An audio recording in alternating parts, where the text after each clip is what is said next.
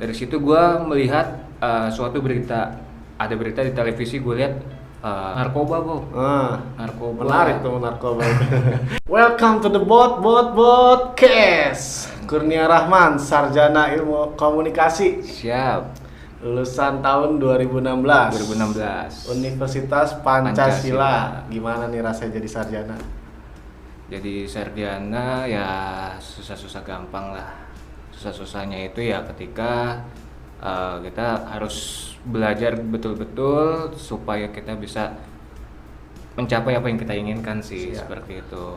Soalnya kenapa pasti ada ada rintangannya juga seperti itu kan. Kita harus tahu dulu nih kita ke depannya mau jadi seperti apa kayak gitu. Kita harus mulai dari belajar dari awal lagi, nggak dari awal lagi sih. Yang penting basic lo bisa apa yang mau pengen tuju sih seperti itu. Contohnya tuh kesulitannya apa sih yang didapat selama menjalani? Kesulitannya ya kalau dari gua pribadi kan gua ngambil komunikasi nih. Pada dasarnya dulu gua orangnya pendiam, Bob. Iya, Pendiam. Gua orangnya pendiam, nggak berani banyak ngomong juga sama orang. Dari situ gua melihat suatu berita, ada berita di televisi, gue lihat kayaknya dia asik banget gitu loh. Iya. Membicarakan apa ya seputar informasi yang dia sampaikan, walaupun memang dia dari segi si krunya itu sendiri kan di studio, cuman dari seginya itu gue lihat pandangan, wah gila, dia bisa keren banget gitu loh, pakai jas segala macam, kemudian bisa menyampaikan informasi berwibawa gitu ya. Berwibawa, betul. Di situ gue berpikir, wah setelah gue SMA, gue pengen nih ngelanjut ke dunia komunikasi seperti itu, supaya apa, gue bisa berani tampilkan diri gue gitu, bisa menemukan jati diri gue juga, supaya nggak terlalu pendiam atau nggak terlalu gimana lah gitu kan. Makanya di situ gue beranikan diri, gue ngambil komunikasi. Di situ gue pencoba berbicara public speaking segala macam, dan itu memang pengennya gue ngambil komunikasi sih seperti itu. Tapi dapat semua itu, ada kemajuan lah dari Ada lu yang kemajuan, dari betul. pendiam jadi Betul bisa sekali. ngomong sama orang ya. Di situ kan gue bisa melihat ya udah, gue akan mempublishkan diri gue sendiri gitu, siapa gue, dengan cara ya gue berilmu seperti itu. Gue untuk step by stepnya, public speakingnya, dan itu memang dalam diri gue nggak mudah sih, Bob. Iya sih, pasti semua orang juga nggak mudah, apalagi ketika dia mencoba hal yang baru. Betul. Mencoba yang hal baru yang belum dia pernah alamin, itu emang sulit banget sih, emang Betul parah sih, banget seperti sih. itu. Berarti itu termasuk alasan lu kenapa lu ngambil jurusan itu. Yes. Ya kan, padahal jurusan banyak nih, Depok Timur, Kapura Putra, ada kan. Jadi kerenek gue. Ya kan banyak kan, jadi Bisa. berarti itu ya alasan lu. Alasan gue utamanya itu. Mau apa sih, mencari hal yang baru karena pengen ngerubah lah dari lu yang orangnya pendiam jadi ya lebih percaya diri terhadap Betul. apa ya, kalau kita ketemu orang atau kita berbicara di depan banyak orang. Tapi udah ada pengalaman tuh lu berbicara di depan banyak orang?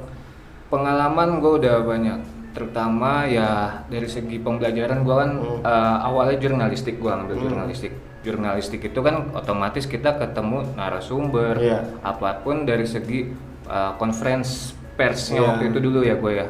Di situ gue pernah di salah satu televisi TVRI, gue pernah ngeliput berita tentang narkoba, Bro. Narkoba. Menarik tuh narkoba itu. Tentang narkoba. Wah, di situ gue bilang, anjir, gue bilang narkoba kan gitu.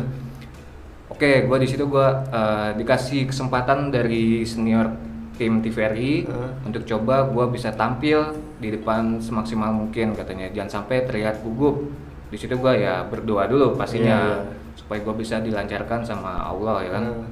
Nah, dari situ gue berbicara untuk mengenai dari si polisinya yang pertama yang menangkap si narkobanya itu.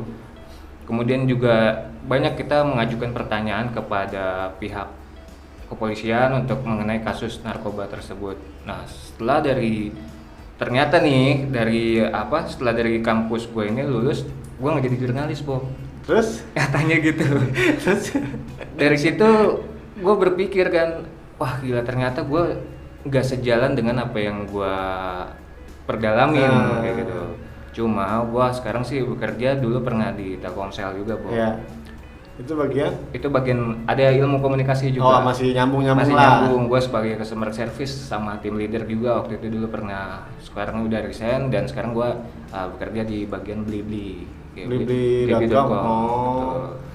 Nah dari pas waktu Telkomsel gue kan memang sempat gugup kan, job desk gue itu ngelayanin customer secara face to face, langsung, walk-in kayak gitu. Kita nggak tahu kan, kita berhadapan langsung dengan orang yang karakternya Iya, macam-macam. karakter beda. Nah dari situ gue pergunakanlah ilmu komunikasi gue untuk bisa gue bekerja di situ dengan dengan sesuai dengan jalan ilmu gue seperti itu. Walaupun bidang gue jurnalistik seperti itu, tapi gue ya ambil kesimpulannya disitulah gue bisa berbicara. Berarti bedanya kalau kita ngomong di depan banyak orang sama face to face gitu langsung, bedanya kan kalau di banyak orang kita nggak perlu membaca karakter mereka nih, ya kan. Kalau kita face to face berarti kita harus tahu karakternya tuh orang kayak gimana gitu ya kan. Jadi pembawaan kita lebih enak gitu, nyambung kan. Yes. Berarti kita harus membaca karakter orang ya. Benar. Ya. Gitu. Tapi kan banyaknya orang ngomong ya kan, pada dasarnya lulusan sarjana itu nggak meyakinkan untuk mendapatkan pekerjaan dengan cepat ya. Bisa dibilang sama aja lah kayak lulusan SMK. Lu gimana tanggapan lu tuh? Tanggapan gue sekarang sih memang betul, titel itu nggak menjamin kita sukses ke depannya, tapi yang menjamin itu adalah kita keberanian, kepercayaan, dan apa yang kita punya itu kita keluarkan aja, all out, semuanya gitu. Kalau misalkan kita yakin dengan pendirian kita, ya otomatis dengan cara itu ya kita akan bisa mendapatkan apa yang kita mau gitu. Jadi berarti lu beranggapan iya emang itu sudah terjadi ya kan, lulusan SMA lulusan sarjana emang nggak terlalu menjamin, tapi lebih kembali lagi ke diri kita ya kan, kita mau kayak apa nih gitu ya kan. Jangan terlalu mikirin omongan itu ya kan. Harus berusaha tetap membuktikan lah kalau omongan itu nggak terlalu bener banget gitu kan. Betul. Ya jos banget sih itu emang.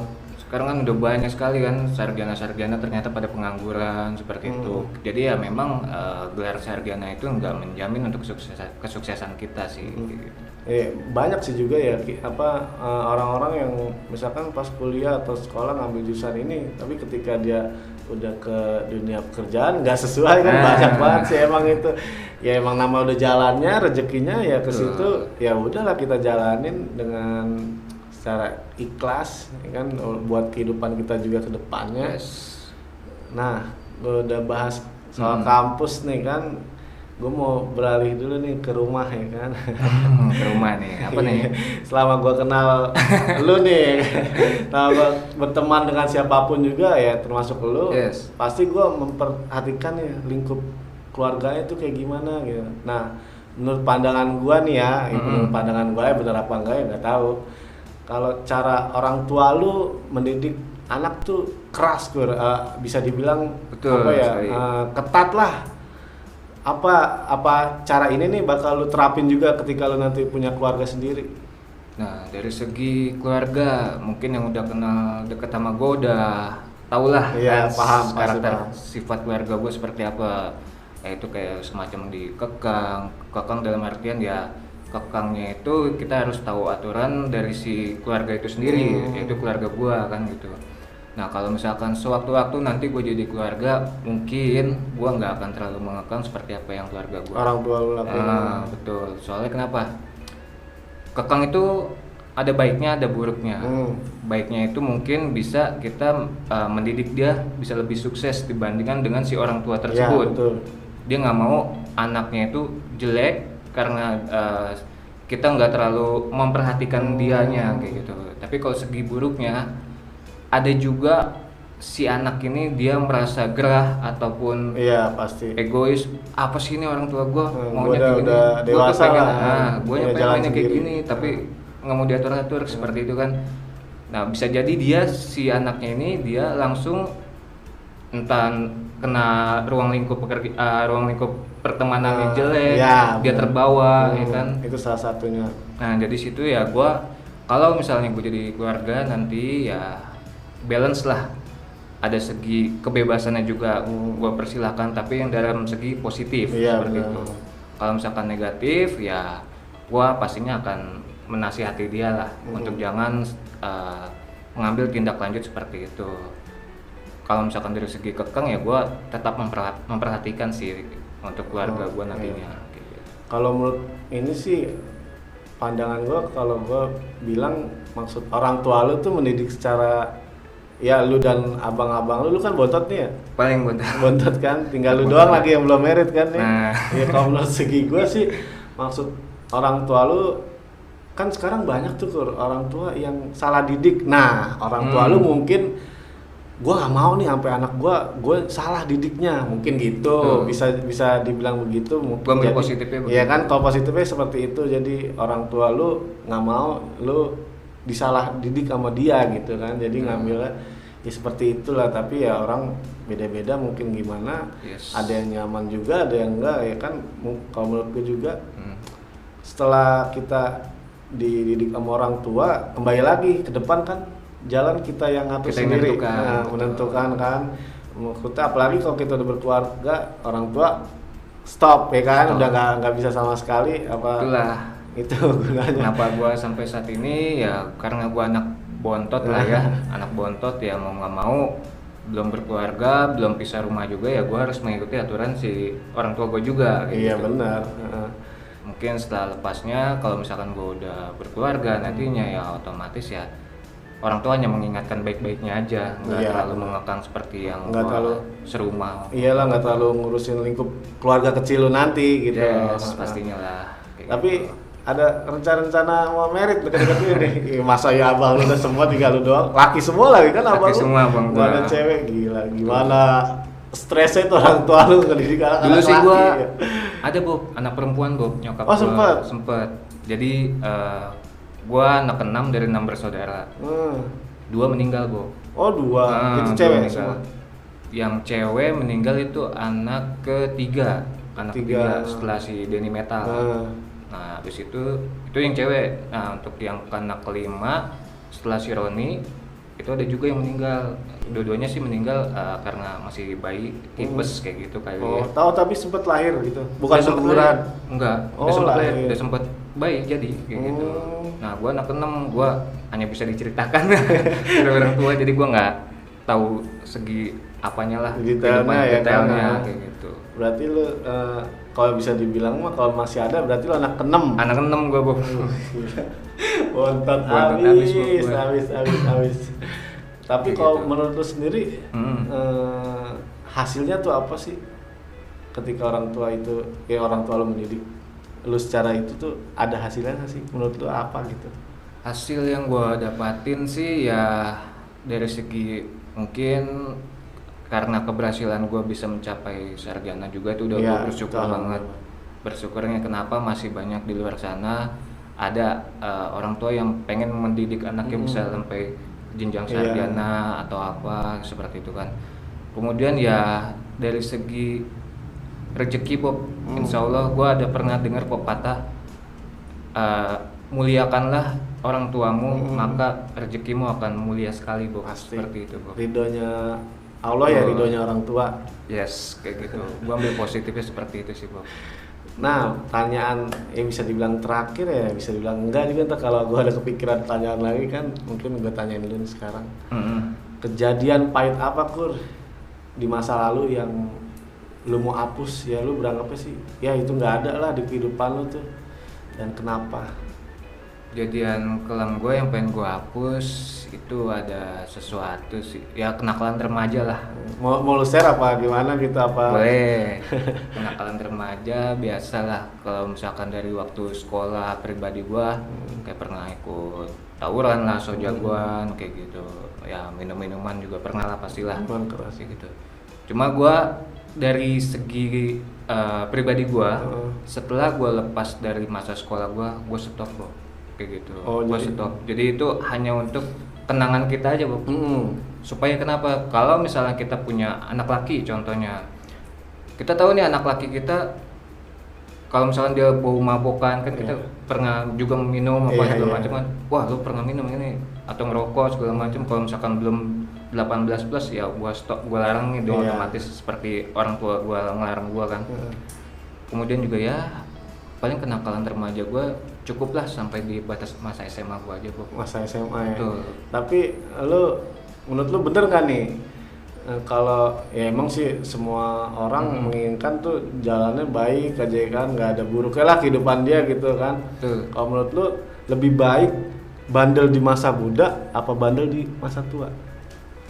Kalau lebih baik sih bukan lebih baik ya, Iya, ya kan, bandel kan nggak ada yang baiknya. Bandel nggak ada baiknya, maksudnya lebih better lah maksudnya. Lebih better. Gitu kan. Lebih enaknya itu kita bandel seusia muda, tapi kelak kita akan sukses. Ya. Kayak gitu. Soalnya kenapa? Semoga nanti kita untuk jadi pembelajaran juga sih bandel Iya, tersebut. iya. Jadi pembelajaran juga, kita bisa melihat, wah, gua pernah bandel gini, gua nggak mau menyusahkan orang tua lagi, gua harus sukses dan gua harus upgrade nilai diri gua sendiri gitu. Jangan sampai ya terjerumus dengan hal-hal yang negatif terus menerus seperti itu. Ya bener. Ada aja tapi ya kalau kita lihat-lihat di lingkup-lingkup luar gitu yang istilahnya dulunya ya baiklah aja kehidupannya, ketika dia beranjak dewasa malah ada aja ya, nggak menutup kemungkinan gitu kan. Kadang gimana gitu ngelihatnya, kok ya lu mendingan lu kalau lu mau bandel ya mendingan lu bandel ya dari muda lah, lu tua udah nggak pantas gitu. Ngelihatnya nggak pantas gitu. Ada masanya itu. Ada masanya. masanya. Nggak pantas banget gitu. Masa kita bandel ya bandel, masa kita sukses ya udah fokus, tinggalkan masa kebandelan itu kayak gitu kan. Rencana lu ke depan nih apa nih? Rencana gua ke depan ya sama seperti kemarin juga, kan gue kemarin pernah bisa mencapai pekerjaan gue yang lebih meningkat lagi di Telkomsel, kemudian juga untuk saat ini di Blibli gue baru merangkap dari bawah kembali, dan itu sih ya no problem buat gue karena nggak harus kita merangkap langsung ke atas, kita harus dari bawah terlebih dahulu untuk mencapai kesuksesan. Kalau misalnya ibarat kata tangga kan kita dari bawah dulu sampai ke atas kayak gitu.